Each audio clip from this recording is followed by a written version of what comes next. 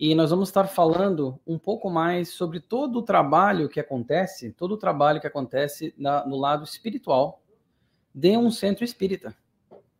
Então, todos os bastidores daquilo que nós, aqueles que estão me ouvindo, que são encarnados, porque tem os desencarnados também, que ouvem isso, mas aqueles dos encarnados como eu, que estão aqui ouvindo, tem todo um trabalho invisível que a gente, às vezes, diria muitas vezes, a gente até não se atenta. Ou às vezes a gente não conhece, ou a gente não se atenta, mas ele acontece. E é muito importante nós entendermos um pouco mais do porquê de um centro espírita, como que funciona um centro espírita com bases sólidas no cristianismo, com bases sérias, como que ele funciona no invisível, quais que são os bastidores. Eu gosto de falar que as palestras, para mim, espíritas, elas têm o objetivo, os dois Is, instruir e inspirar. Eu acho que instruir, trazer algum conhecimento técnico, trazer algum ensinamento, e inspirar a mudança. A gente vê tantas palavras belas que nos são trazidas, são legadas pelos benfeitores espirituais desde há tanto tempo, começando lá com o nosso Mestre Jesus Cristo. Então nós temos o instruir e o inspirar. Eu acho que hoje essa vai cair um pouco mais para a questão do instruir. O Kardec, ele pensou o centro espírita como uma célula viva e pulsante, lugar de trabalho para todos, de solidariedade entre todos e de tolerância para com todos. Então nós temos ali em negrito o lema kardeciano proposto pelo nosso codificador, que é trabalho, solidariedade e tolerância. E aí, entre parênteses, aqui nós temos mais ou menos para quem, e de que forma.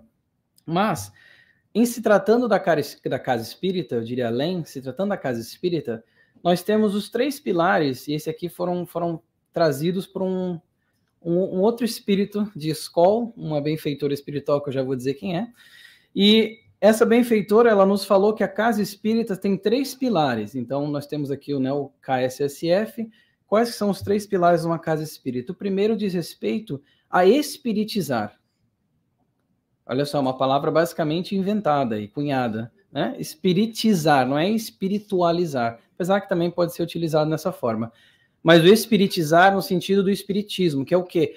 Qualificar, resgatar aquele que atende e frequenta o centro espírita e possibilitar que o espiritismo seja introjetado no seu íntimo para posteriormente ser utilizado em sua vivência. Olha que bonito. Esse é um dos 3 pilares da casa espírita, o espiritizar.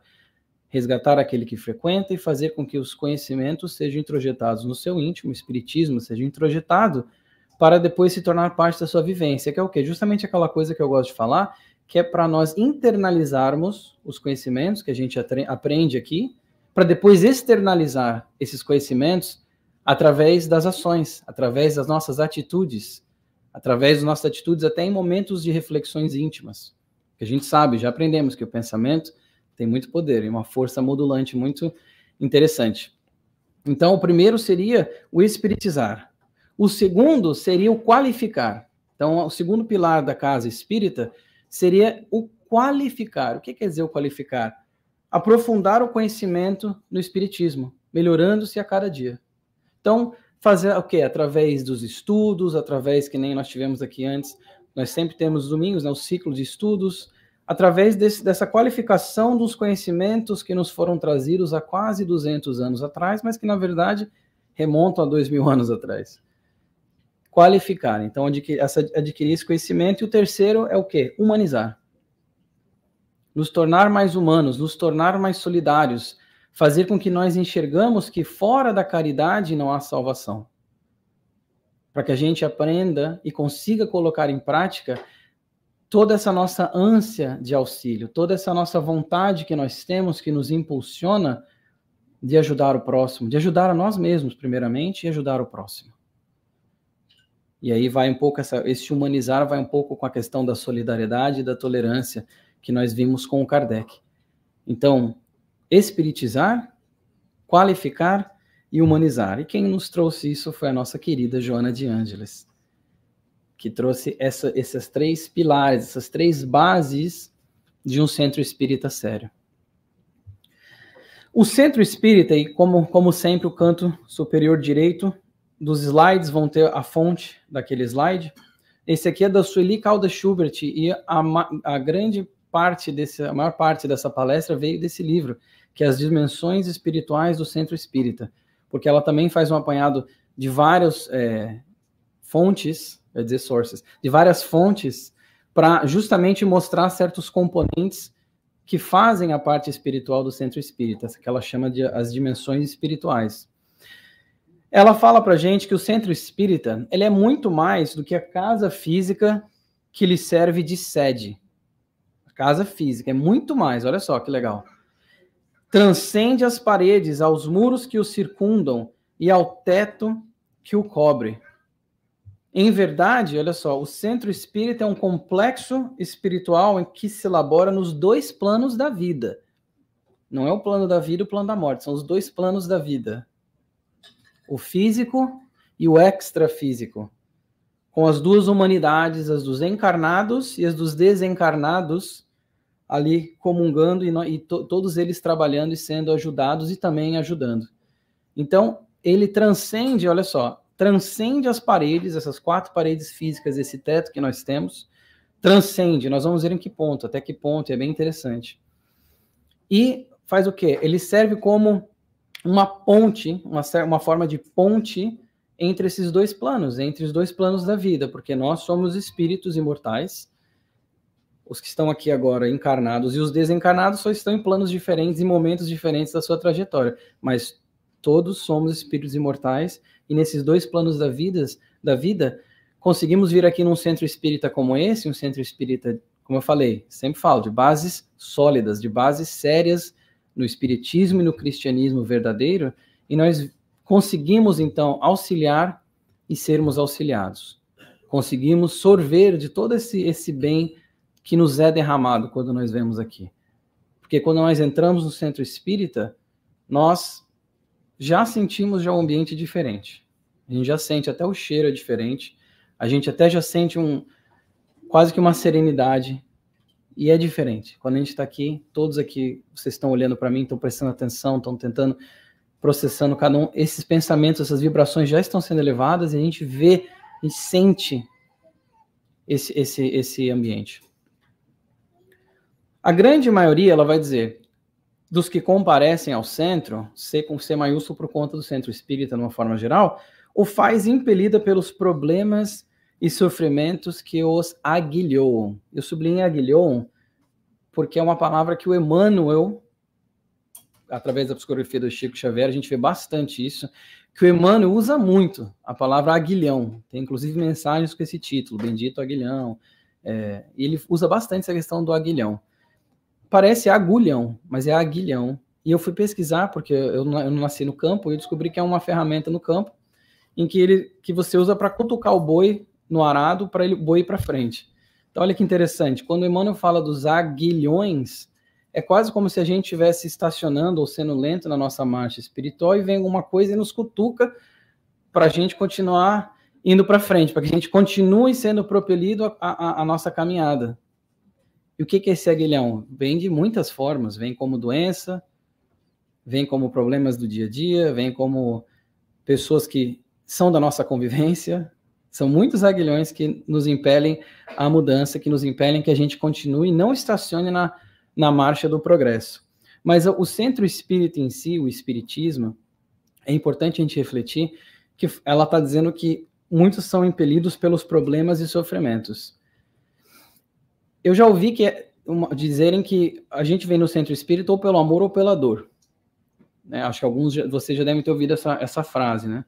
E pensando até nessa questão do espiritismo, mês passado a gente estava numa conferência em Boston e eu fiz essa pergunta, eu falei, por que o espiritismo agrada? O que traz cada um de nós aqui? E essa pergunta vocês podem responder para vocês, ao espiritismo.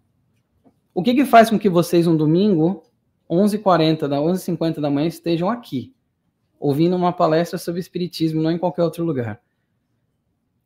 Para algumas pessoas pode ser pela parte mais filosófica do espiritismo, a parte mais religiosa, a parte mais científica, que muitas outras religiões não têm, que são as 3 bases do espiritismo, né?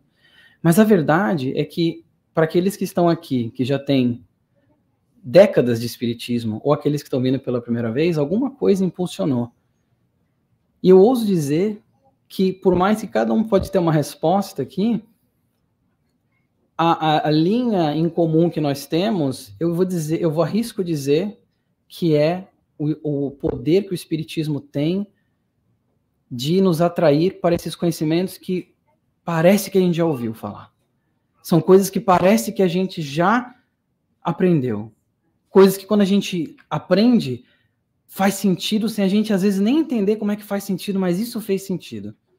E lá dentro, aqui e aqui, a gente tem esse quase que é impulsionado para tentar entender mais sobre o espiritismo, para tentar colocar o espiritismo em prática. E aí nós chegamos a um centro espírita e nós acabamos reencontrando muitos companheiros que também no passado já erraram, que agora estão numa trajetória diferente, também quase que são magnetizados como um imã, imantados, talvez seja a palavra melhor, para chegar no espiritismo. Então, fica aqui a reflexão para cada um dos que frequentam o centro espírita, do por que será que a gente frequenta? Porque a gente consegue sorver muita coisa boa, mas sempre tem um motivo. A Sueli, ela vai mais além, ela vai dizer que recorrem ao espiritismo na condição de náufragos, olha só, de tormentas morais que se agarrassem a uma tábua salvadora. Eu achei essa frase muito impactante que ela colocou, porque é como se nós, de tanto errarmos, e agora a gente está vendo uma luz, diria, nós tentamos acertar e nós somos como que náufragos morais tentando se agarrar a uma tábua salvadora, porque muitas vezes o espiritismo ele se torna atraente para nós, porque nós tentamos já tentamos todas as outras rotas e não deu certo. E a rota do materialismo mesmo nunca dá certo.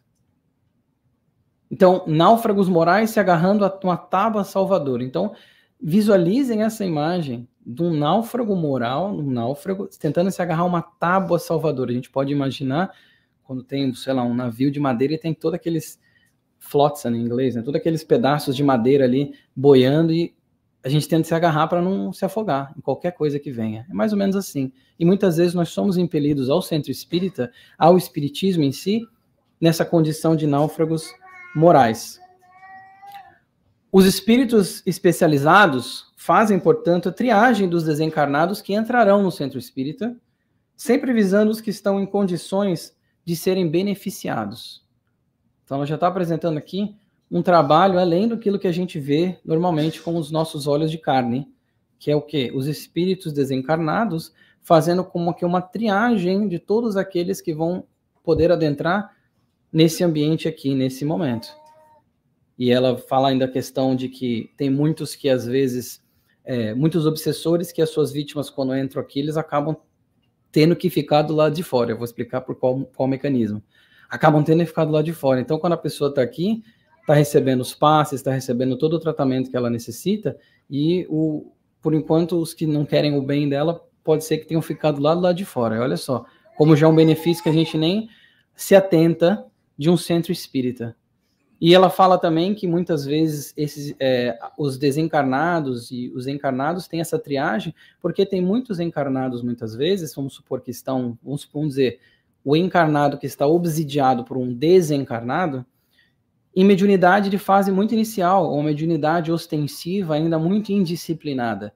E aí que se viesse aqui e começasse a dar uma passagem ostensiva, desarmonizaria o ambiente. Tudo tem sua hora e o seu local. Não é verdade?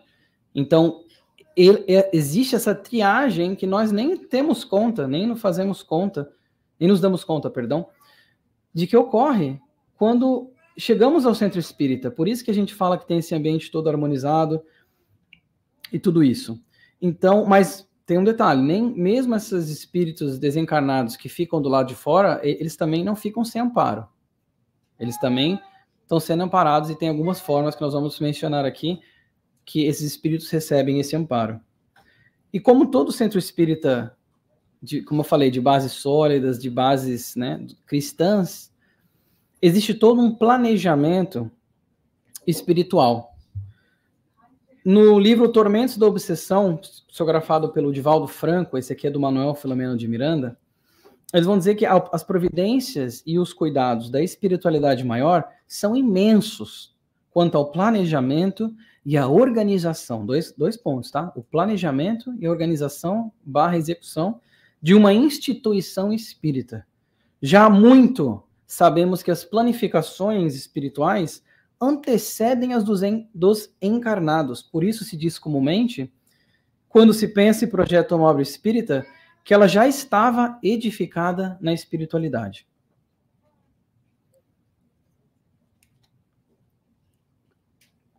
Então, para a gente ver que as planificações espirituais de um centro espírita, elas antecedem muito a dos encarnados. Vai muito antes daquilo, não é uma coisa que acontece de uma hora para outra e tudo se constrói, tudo ocorre de uma maneira maravilhosa, assim. São 22 anos de KSSF. Não é, Marisa?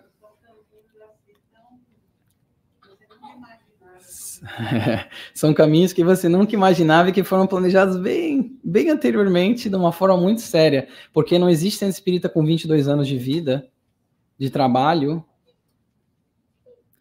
Aliás, essa é a frase, não existe centro espírita com 22 anos de vida, sério. Porque os que não são sérios acabam perecendo por um motivo ou outro, ou que acabam se desviando, mas que nem a Marisa falou, são vários os caminhos até chegar nesses 22 anos, são muitos os desafios e as barreiras, mas sempre somos auxiliados. Tem todo um planejamento espiritual, que nem fala ali, para planejar a questão do centro espírita, a fundação do centro espírita, e a organização e execução. Quando eu cheguei aqui, por 4 meses, eu fui para o ali eu fiquei 4 meses, no outro eu fiquei 7 anos, mas participei da fundação. Sem entender aquilo, né? Não saiu sempre com vocês. E depois desse, nós ficamos 7 anos, aí nós fundamos o centro. Olha aí. Depois... É incrível assim como as coisas. Eu pensava que eu ia embora. Tá vendo? Passa a chuva embora, mas o planejamento era outro, né, Marisa? E a gente vê, né, 22 anos, eu e minha esposa, a gente veio no KSSF faz 10 anos, final de 2014.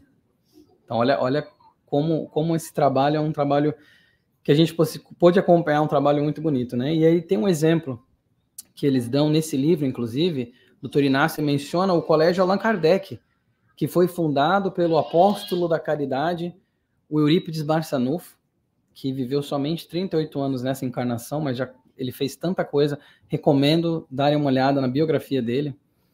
E o Colégio Allan Kardec, eles mencionam nesse livro aqui, que o Eurípides Barçanufo teve a ideia do Colégio Allan Kardec quando estava no plano espiritual.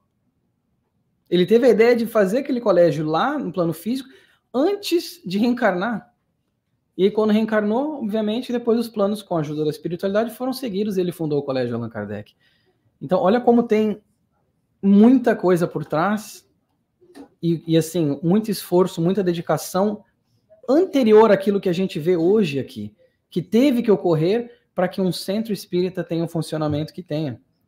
Os planos iniciais, a Sueli vai dizer, para a fundação de um centro espírita ocorrem na espiritualidade com antecedência de muitos anos, quando a equipe espiritual assume a responsabilidade de orientar e assessorar as futuras atividades que ali serão desenvolvidas.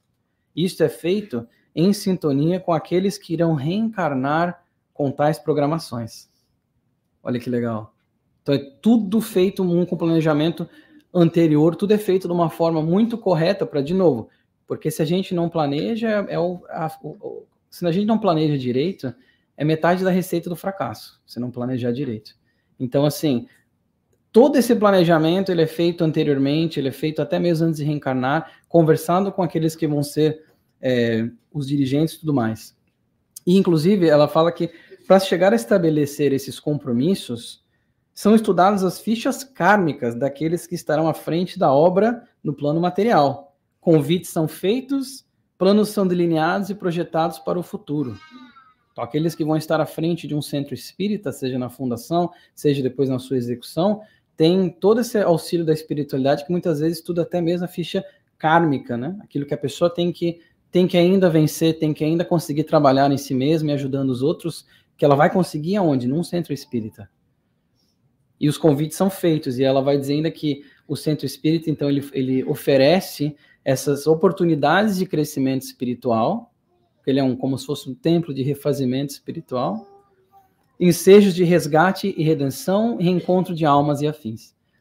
Então tem tudo isso que a gente consegue com um centro espírita se beneficiar de vir aqui, de estar confraternizando, de estar aqui aprendendo, de estar estudando, de estar sempre lendo e tentando nos aprimorar e ajudando ao próximo, seja de qual forma que for. Seja limpando aqui o centro, a parte física, seja dando passe, seja organizando a biblioteca, seja na cantina, nos estudos, tanto faz. Importante a gente estar sempre trabalhando e auxiliando. Inclusive, também ela fala que a escolha do mentor que dá nome à casa reflete uma afinidade espontânea entre o grupo que projeta a fundação com determinado espírito.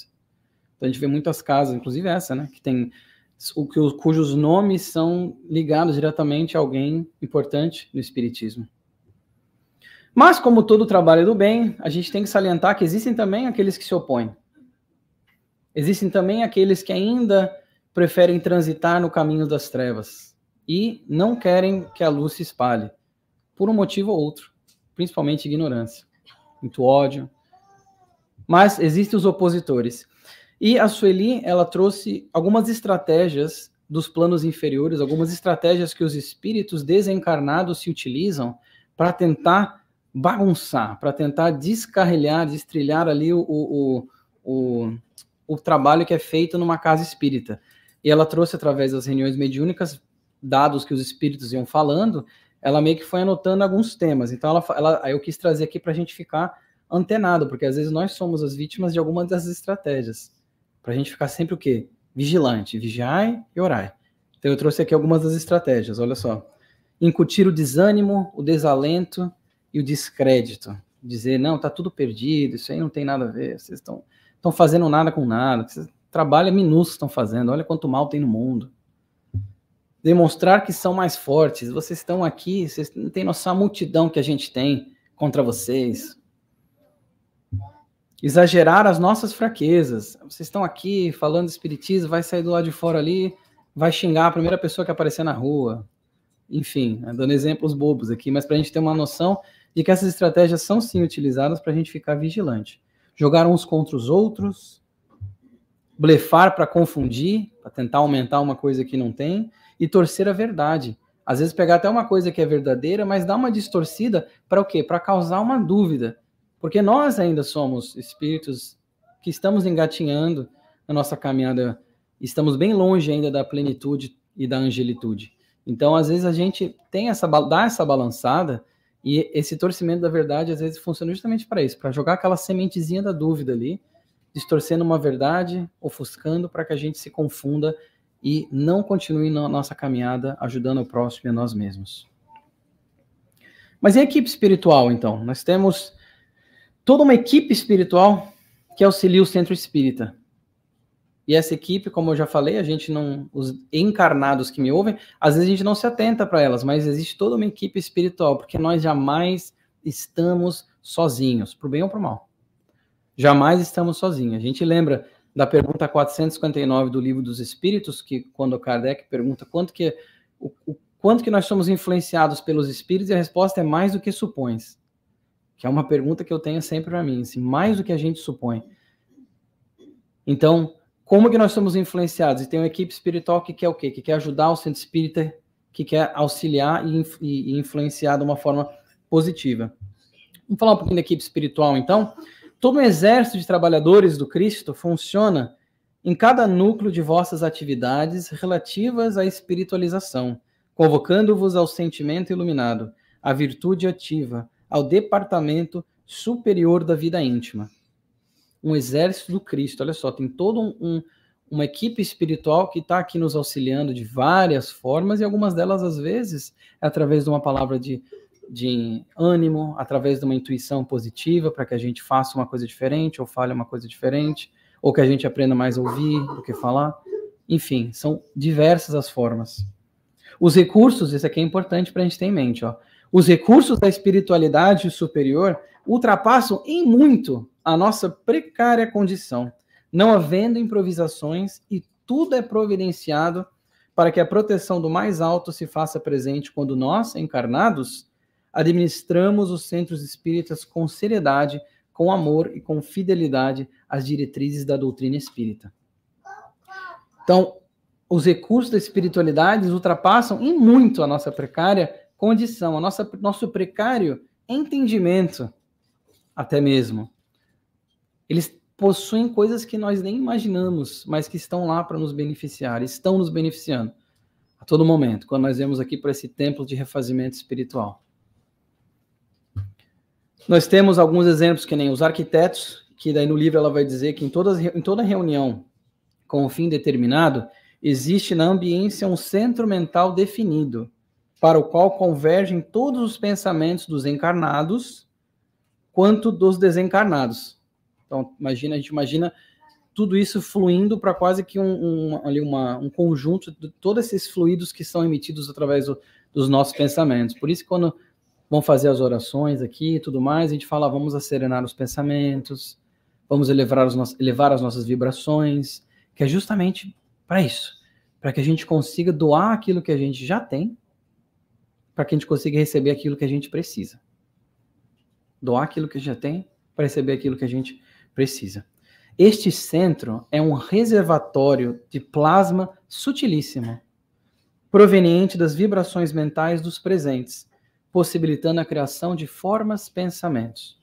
Então a gente imagina esse reservatório de plasma sutilíssimo, que é formado através da emissão dos pensamentos e que os espíritos, os arquitetos no caso, vão utilizar de certas formas diferentes para auxiliar também naquele projeto, no processo de aprendizado que as pessoas que vêm aqui têm, tanto os encarnados quanto os desencarnados.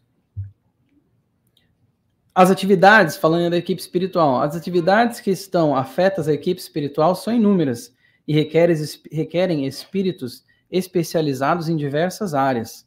Então, eles mencionam que em todas as atividades que tem um centro espírita, palestra, atendimento fraterno, reunião mediúnica, o passe, a venda de livro, tudo que envolve um centro espírita, tudo.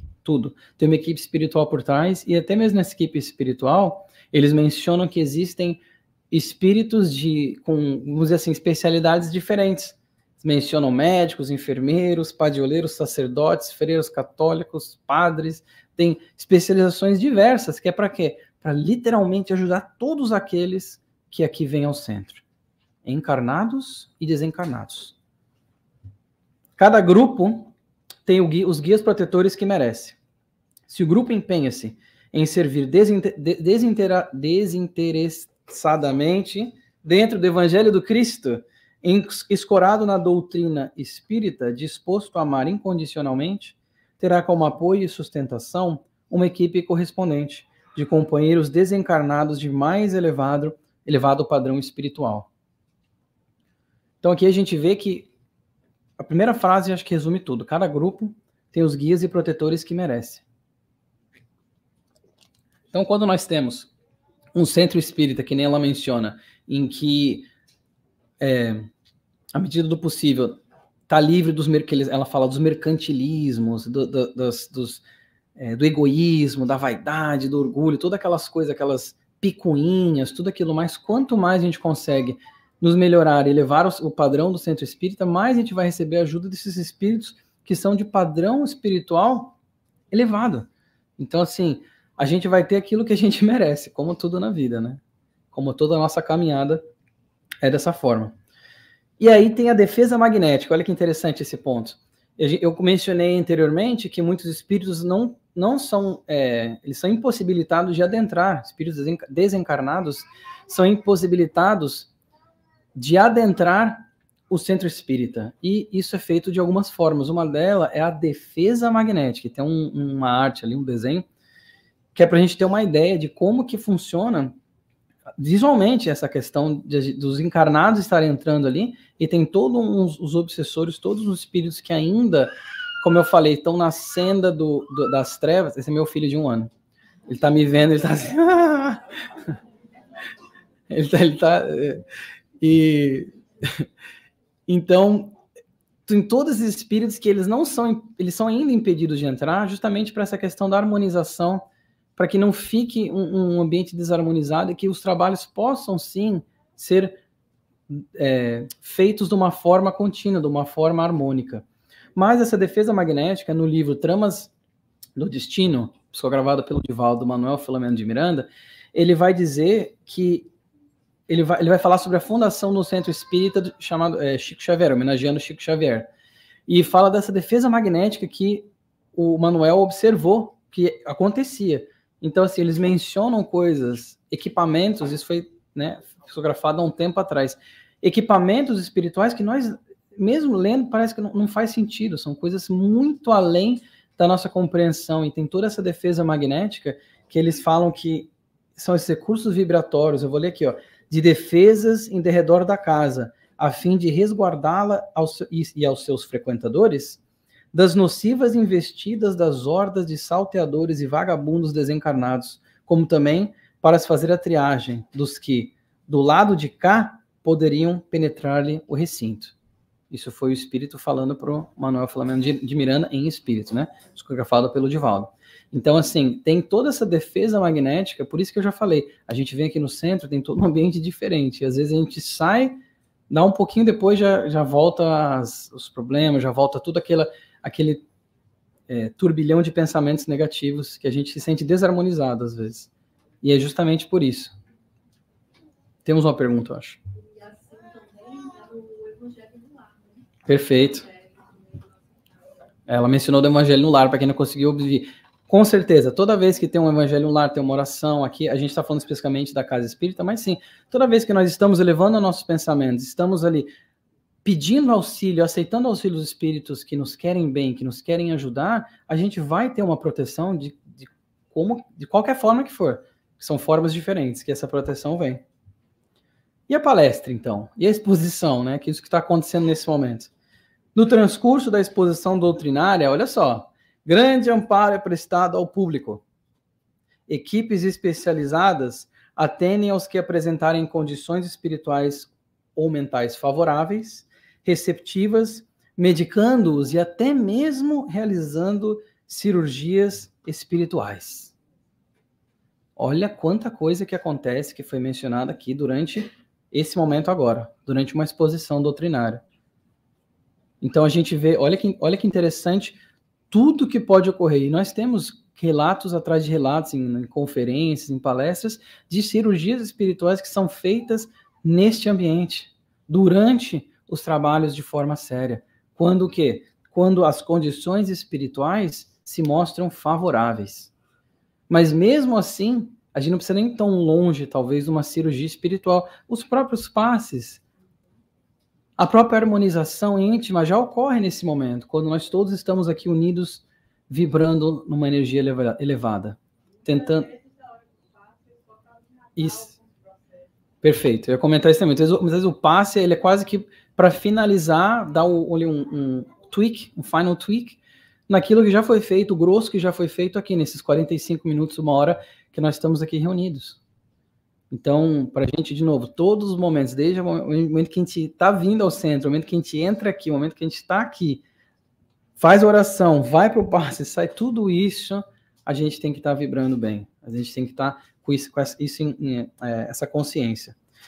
E uma coisa interessante que ela menciona também nesse livro, que foi no Entre os Dois Mundos, o livro Entre os Dois Mundos também, fala, essa parte eu achei bem interessante também, até joga um holofote em mim, porque ela fala que muitas vezes o que está sendo falado aqui, para aqueles espíritos que estão lá fora, eles colocam quase que como alto-falantes espirituais, para que os que estão lá fora consigam ouvir também e consigam se beneficiar dos conhecimentos. Olha que coisa linda. Olha que coisa sensacional. A gente não falou que, por mais que eles ficam lá de fora, eles não ficam desamparados. E uma das formas que eles não ficam desamparados é que eles também conseguem aprender com quem vem aqui falar. E com os conhecimentos que estão sendo trazidos com muito amor e de forma séria. E aí eu fico pensando como palestrante a responsabilidade que é, porque às vezes a gente acha que está só X pessoas aqui, mais alguns desencarnados aqui, tem gente lá fora que pode estar ouvindo o que eu vou falar aqui. Então traz uma responsabilidade muito, muito interessante. Espíritos Arquitetos, esse é o livro Entre os Dois Mundos, né? Que eu falei antes dos espíritos arquitetos que pegam esse reservatório fluídico. Muitas vezes, eles utilizam dos recursos dos painéis fluídicos que dão vida aos comentários do expositor, favorecendo o entendimento dos desencarnados presentes. Então, os espíritos arquitetos, percebam, ele tem ali um ali no fundo, ali, com o painel fluídico ali. Então, as palavras, vamos supor que eu então, dar um exemplo, vamos supor que eu estou falando uma passagem da Bíblia, uma passagem, não sei, que Jesus fez isso, aquilo, eles conseguem manipular os painéis fluídicos para que os desencarnados enxerguem como que um filme. Mas é mais que um filme, porque fala que essas telas, elas se movimentam, então é quase que mais que um 4D, vou dizer. Olha que coisa maravilhosa, que eles conseguem fazer enquanto a palestra está sendo feita, para quê? Para favorecer, para facilitar o entendimento dos espíritos desencarnados que estão ali tentando absorver o conhecimento, muitos deles vindo pela primeira vez e tomando conhecimento da doutrina espírita.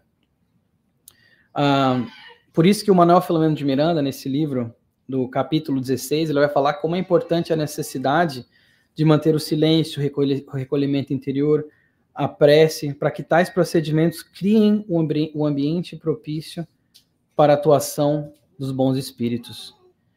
E toda essa questão do planejamento espiritual também, levando ela bem a sério, quando eu vou dar palestra no Centro Espíritas, a Marisa vai saber. Eu gosto de mandar vários temas para o dirigente. Às vezes eles falam assim, não, traz o que você quiser. Eu falo, não, tá aqui, ó. Você quer uma lista? Tem algum específico? Não, então toma aqui uma lista de 10, 12. Me fala qual que você quer. Por quê? Porque eu sei que eles são intuídos. Eu sei que eles vão, às vezes, escolher exatamente aquilo que na programação espiritual, no planejamento, que é feito de forma muito séria, é preciso ser trazido ao público naquele momento. Então, até isso a gente tem que confiar no planejamento espiritual. E o passe? Vamos falar um pouco do passe. No livro Nos Domínios da Mediunidade, psicografado pelo Chico Xavier, do André Luiz, ele vai falar, o André Luiz vai chegar no momento lá que ele vê uma sala que está sendo realizado um passe, e ele se surpreende com o conjunto vibratório daquele local. E ele fala que é um ambiente balsâmico e luminoso. Olha que legal. Então, quando a gente consegue ter uma sala de passe, ou mesmo que lugares, os centros espíritas, que não tem a sala de passe, mas no ambiente do passe, tem toda essa balsamização, todo esse banho de luz que ocorre, que o André Luiz até ficou impressionado quando ele nos relata nesse livro, Dos Domínios da Mediunidade. E o Hilário, que também era um espírito desencarnado, que estava aprendendo junto com o André Luiz, ele pergunta, então, ao Aulus, que era o que estava instruindo eles nesse momento, acompanhando-eles, ele fala assim, mas e os médiums passistas que aplicam o passe, e depois eles se sentem muito fatigados, e tem algum, assim, um limite, tem algum... eles precisam receber passe depois que eles deram o passe, assim, é uma coisa que tem que ser feita, e o Aulus falou assim, de modo algum, recebem para dar na posição de elos. E aí ele vai mais além, o Aulus falando que às vezes se o passista ficou muito cansado, ficou muito desgastado, pode ser algum problema até mesmo físico do passista, não porque ele teve que dar 12 passes ao invés de 1, porque é como se fosse esse elo. O missionário, isso aqui já está no Missionários da Luz, pessoal. O missionário do auxílio magnético, na crosta ou aqui em nossa esfera, necessita ter grande domínio de si mesmo, espontâneo equilíbrio de sentimentos, acentuado amor aos semelhantes, alta compreensão da vida, fé vigorosa e profunda confiança no poder divino. Isso é uma lista fácil. Para os passistas aqui, vocês têm tudo isso aqui, óbvio, né? Isso aí é óbvio, isso aí eu acho que no capítulo 19 ele fala isso. Mas não se assustem, aqueles que falam, não tem essa lista dessa forma que foi exposta, porque ele vai dizer o seguinte, o Alexandre, nesse livro, no capítulo 19. Todos os que evidenciam o desejo de prestar auxílio fraterno ao próximo, recebem assistência de entidades bondosas. Então é esse desejo, esse ímpeto sincero de ajudar ao próximo, de se melhorar, de se funcionar como um elo ali na hora dos passes, que é o que vai fazer com que a pessoa consiga realizar a sua função ali de uma forma positiva, de uma forma que vai ser benéfica. Não é, claro que a gente quer ter toda aquela lista ali, mas está dizendo assim, calma, não precisa se assustar quem não tem. Se a prática do bem, aí eu quis botar essa frase para a gente ter um pouco de esperança, né? Se a prática do bem estivesse circunscrita aos espíritos completamente bons, seria impossível a redenção humana. Qualquer cota de boa vontade e espírito de serviço recebe de nossa parte a melhor atenção. E não é verdade? Como que os espíritos que são muito, muito elevados chegaram lá? Através das suas próprias caminhadas, dos seus próprios erros e dos seus acertos e da sua ajudando ao próximo. Fora da caridade não há salvação. A gente não vai evoluir enquanto a gente não entender isso. E o quê? Justamente eu achei muito bom, porque a prática não está só circunscrita a esses espíritos que são super elevados. Está circunscrita a todos. E todos nós temos a possibilidade de ir nos melhorando para auxiliar o próximo. Inclusive, ele fala nessa questão do trabalho dos passes, na hora da palestra, o André Luiz fala nesse capítulo que ele viu 6 entidades vestidas em túnicas alvas e tudo mais, e elas iam auxiliando as pessoas que estavam lá de uma forma muito, com uma sincronia muito grande. E eles nem se falavam. Eles, só pelo olhar, eles já iam, um ali atendia ali, outro atendia ali e tudo mais, para a gente ver como a gente é auxiliado sem nem a gente ter noção muitas vezes. É fundamental, portanto, que haja uma conscientização da nossa parte da grandeza e complexidade dos labores espirituais, a fim de que participarmos de modo mais eficiente e produtivo. Que isso não seja, porém, um fator que leve ao misticismo, mas sim a responsabilidade. O parênteses é dela, o underline é meu. Responsabilidade, por quê? Porque quanto mais a gente compreende, quanto mais a gente estuda, quanto mais a gente coloca em prática, mais a gente tem responsabilidade. Quem muito é dado, muito será cobrado. E o conhecimento é uma dessas ferramentas que nós, quando adquirimos, nós temos que introjetar e incorporar na nossa vivência e externalizar posteriormente, através dos nossos atos. A ignorância é uma bênção, é só bonita em frase, porque não é uma bênção. A verdadeira bênção é o conhecimento aplicado de forma certa. Assim, não é a cor da roupa do passista, ou a sua gesticulação, ou a sala ser azul ou branca que irão influir na qualidade da transmissão energética no instante do passe, mas sim a sua mente funcionando e direcionando as energias fluídicas, o seu desejo de servir, a sua capacidade de ser solidário com aquele que está ali e de amá-lo como a um irmão. Olha que linda essa frase, que linda essa parte. E a Sueli, ela vai dizer ainda que o médium, eu achei interessante essa analogia, ela falou que é como uma tomada. Que o médium é como uma tomada. Que o quê? A função da tomada é passar energia, mas a energia que vem, que não é dela a energia, ela passa aquela energia para um aparelho eletrônico que também não é dela. Quanto melhor a tomada, ou quanto mais defeituosa a tomada, menos energia vai se passar ou nem se passar. Então eu achei interessante esse intermédio físico para a gente poder mentalizar uma coisa e entender mais. E a reunião mediúnica? Vamos falar um pouquinho da reunião mediúnica. Inclusive, acho que 60% do livro ela fala sobre reuniões mediúnicas. O Kardec vai dizer no livro dos médiuns que uma reunião é um ser coletivo, cujas qualidades e propriedades são a resultante das de seus membros e formam como que um feixe. Imagina um conjunto ali de raios formando um feixe. Ora, este feixe tanto mais força terá, quanto mais homogêneo for. Então, todo é maior que a soma das suas partes. Então, imagine um feixe. Onde haja uma reunião de pessoas, há igualmente em torno delas uma assembleia oculta que simpatiza com suas qualidades ou com seus defeitos. A gente já trouxe uma palestra aqui sobre a influência do invisível.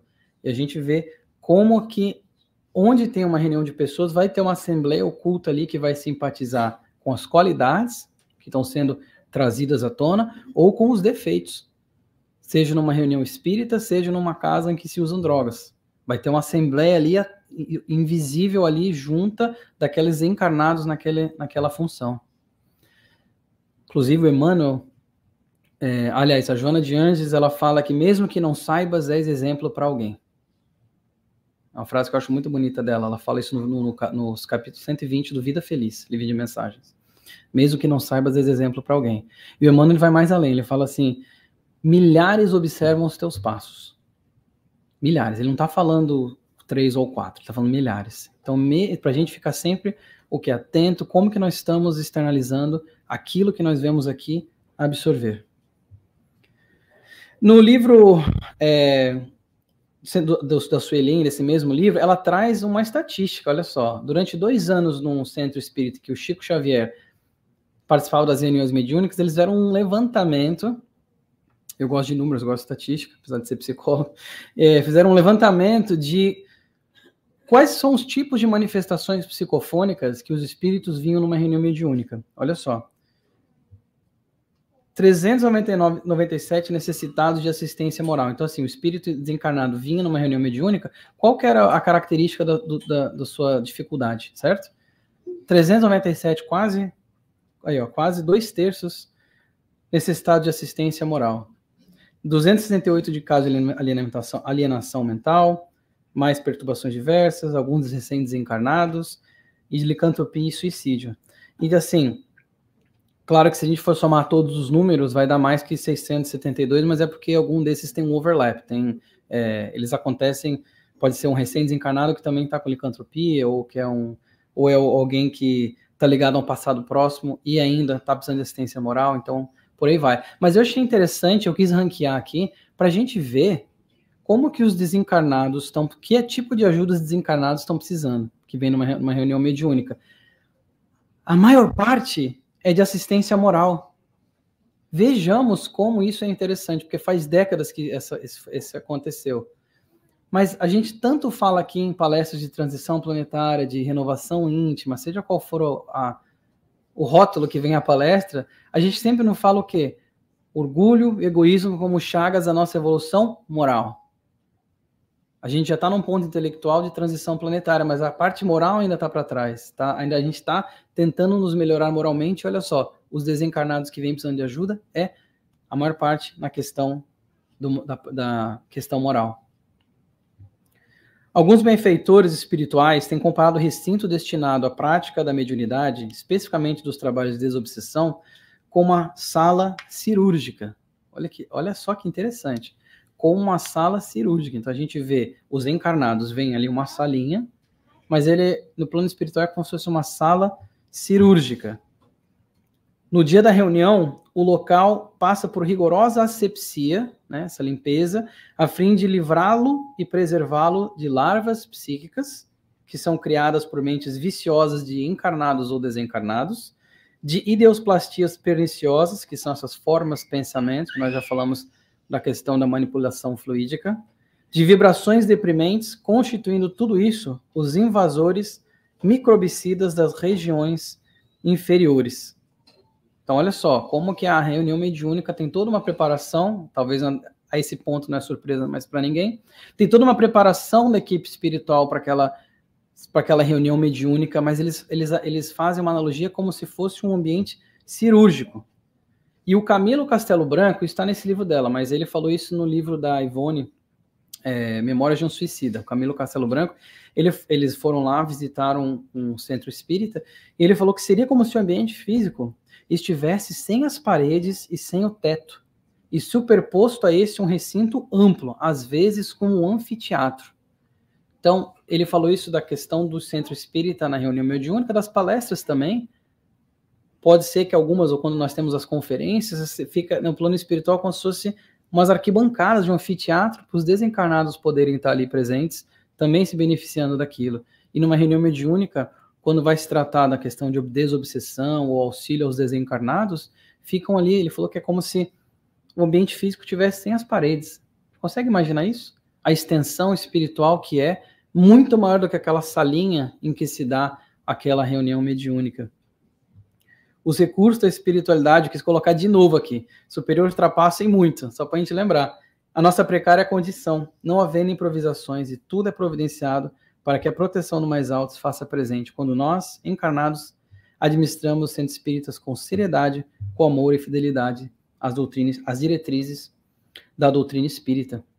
E olha só, como esse auxílio vem até de certa forma, que eles falam que tem até outros tipos de móveis no plano espiritual, na parte espiritual do centro espírita, para essas reuniões mediúnicas. Muitos espíritos são levados em macas. Desencarnados são levados em macas após uma reunião mediúnica, após receberem um atendimento. E nós não vemos. Eu lembrei que você falou do teatro, que você fez aqui,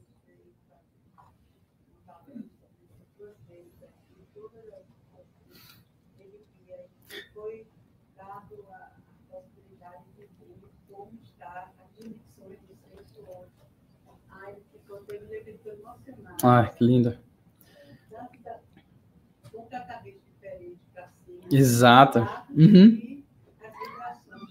Olha que coisa linda. Para cima, para os lados. Que bom ter esse feedback, porque a gente sabe que isso acontece, mas a pessoa chegando deve ser legal. O Divaldo, inclusive, ele fala que quando ele está nessas conferências, a última que foi aqui na Flórida, ele, quando está narrando a história, ele consegue enxergar o painel fluídico, aquilo que a gente viu, a tela fluídica.